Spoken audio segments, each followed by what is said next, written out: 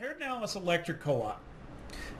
It surrounds, for those of us in San Marcos, we've got the San Marcos utility, but just about anyone on the outside of us here is covered by the co-op. Now, this is one of the largest private utility companies in the United States, isn't it? Yeah, Pedernales Electric is the largest member-owned electric utility in the United States.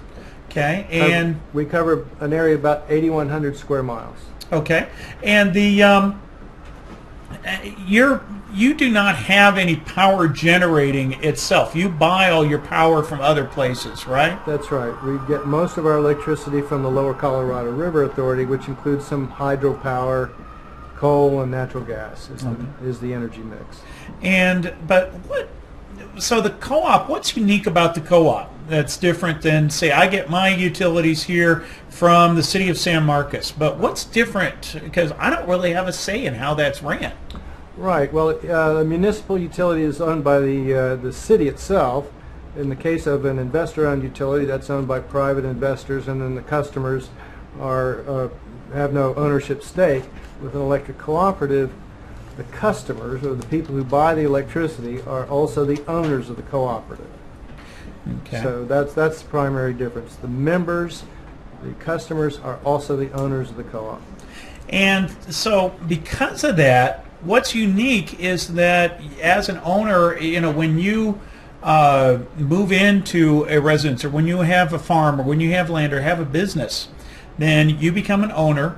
And you have a say in how that company is ran, or you're supposed to have a say in how that company's ran, right? Until recently, you didn't, but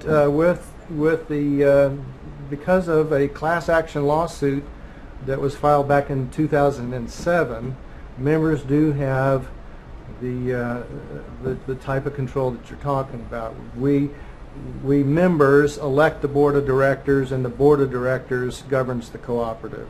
Prior to that, the filing of that lawsuit, the co-op was very closed. The management of the co-op basically controlled the board of directors, and that was the way it was for close to 40 years, 30 or 40 years. And so last year, this is your first run at this. You decided to run. Why? What? This is even more. I can understand, or I think people can understand, you wanting to run for mayor or for Congress. Pedernales Electric Co-op, what the heck got into you?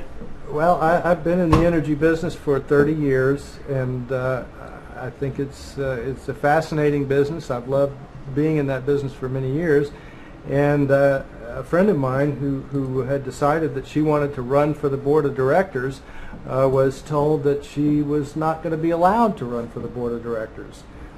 So she and two of her friends, 3 women, decided that they wanted to run for the board of directors, and they were refused ballot access. So that got me fired up. So they were refused ballot access, and so this was kind of, wait a minute, they were trying to control, and they were having their people on the board. And for those, I know a lot of people watching in the area here do know some of the history, but just in a real general sense, what was going on? Why was the reason why they wanted to keep people off the board? Well, they had a sweet arrangement. They had a self-perpetuating board, and the board would approve the management's salaries and the benefits that the general manager received, and the general manager in turn awarded the board members. So it was a sweet deal. And what kind of compensation are we talking about?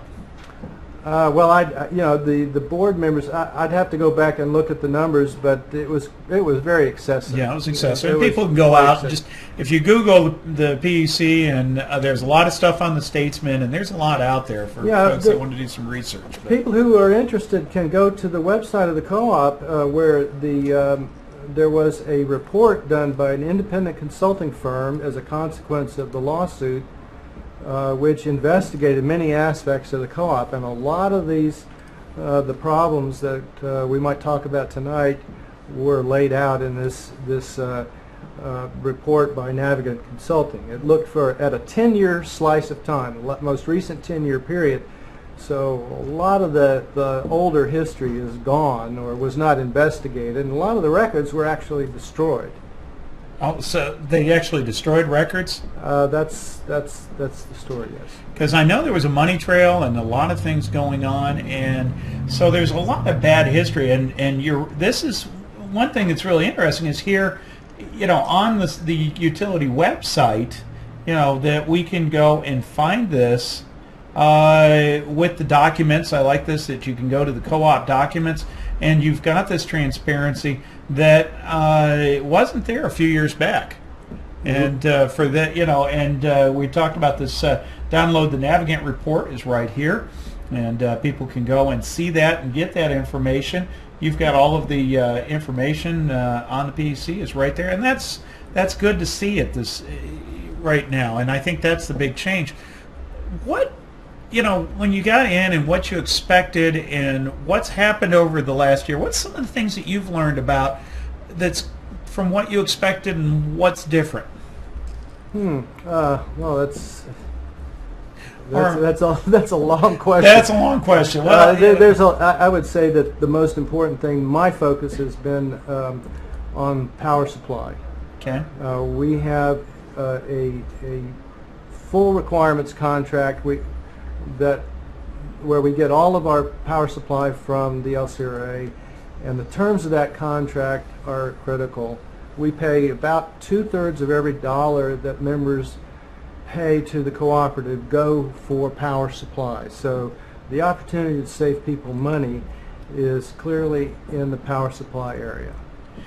And so, how do you rate it as far as your rates in comparison to others in the area for your shareholders? Well, or for your co-op members? For the co-op members, right. Well, all of the customers of the Lower Colorado River Authority pay the same price for the power supply, the electricity. So that's 2/3 of the bill. The other 1/3 of the bill is in the the power, the distribution system, and the salaries of the employees, and all the other overhead of the co-op. But as far as the cost compared to other co-ops in Texas, we're about in the mid-range, and you can see the history, or over the past few years, Navigant looked at the cost of electricity compared with other cooperatives and other electric utilities around Texas. We're probably around in the middle, and that varies from one year to the next. But we do have more room for saving money, and that's one of the primary focuses of our new Chief Executive Officer, who we've just hired, a veteran cooperative manager, R.B. Sloan.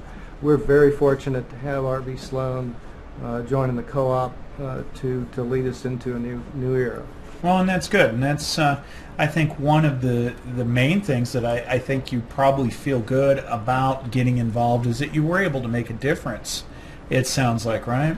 Well, we're starting to make a difference. Things don't happen overnight, and actually, in some respects, that's a good thing, because you don't want change to be happening too quickly at electric utility. Yeah. Things can go. We have to be very careful in making big changes, and but there's an urgency too, because we are spending members' money every month on power supply, on salaries, and all the contracts that we have with other third parties that provide services.